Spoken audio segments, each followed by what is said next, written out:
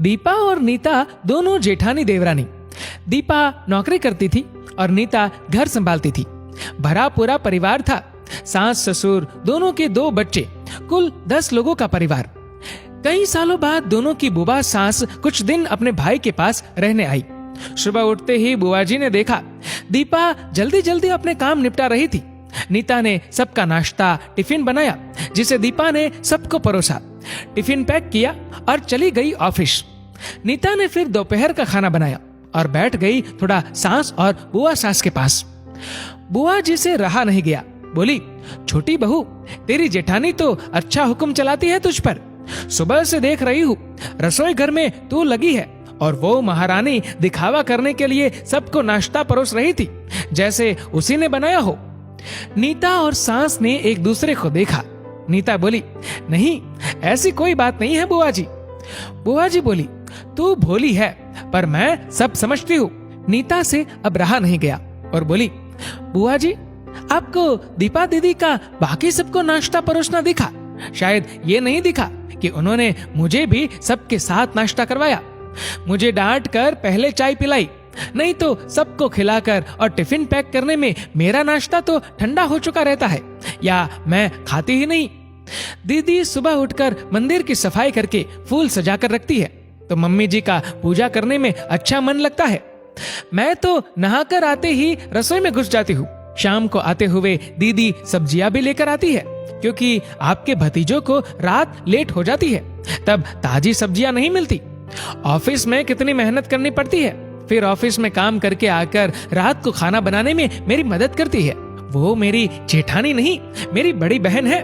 मैं नहीं समझूंगी तो कौन समझेगा? बुआ जी चुप हो गई। शाम को दीपा सब्जी की थैली नीता को पकड़ाते हुए बोली, इसमें तुम्हारी फेवरेट लेखक की किताब है, निकाल लेना। नीता खुश हो गई और बोली, थैंक्स दीदी। नीता सब्जी की थैली किचन में रखकर और किताब रखने अपने कमरे में चली गई। बुआ जी ने दीपा को आवाज दी, बड़ी बहू यहाँ आना। दीपा बोली, जी बुआ जी।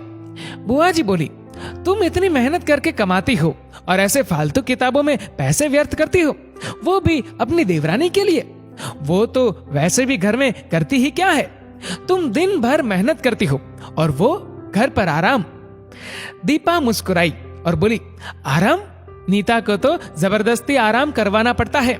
सुबह से बेचारी लगी रहती है किचन में, सबकी अलग अलग पसंद, 4 बच्चों का टिफिन सब बनाती है और वो भी प्यार से। सुबह की चाय पीने का भी सूद नहीं रहता उसे। दोपहर को जब बच्चे आते हैं फिर उनका खाना, उनकी पढ़ाई सब वही देखती है। वो है इसलिए मुझे ऑफिस में बच्चों की चिंता नहीं रहती। मैं अपना पूरा ध्यान ऑफिस में लगा पाती हूँ। कुछ दिन पहले ही प्रमोशन मिला है।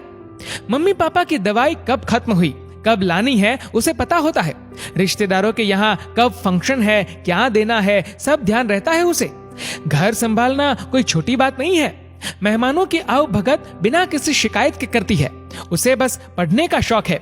फिर मैं अपनी छोटी बहन की छोटी सी इच्छा पूरी नहीं करूंगी तो कौन करेगा? बुआ जी की बोलती फिर बंद हो गई।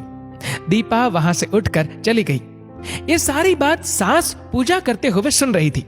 बुआ जी के पास आकर बोली, जीजी, ये दोनों देवरानी जेठानी सगी बहन जैसी है और एक दूसरे का अधूरापन पूरा करती है। मेरे घर की मजबूत नींव है ये दोनों, जिसे हिलाना नामुमकिन है। ऐसी बातें तो कई लोगों ने दोनों को पढ़ाना चाहिए, पर मजाल है दोनों ने सामने वाले की बोलती बंद ना की हो। और सास मुस्कुरा दी। बुआ जी की बोलती अब पूरी तरह बंद है।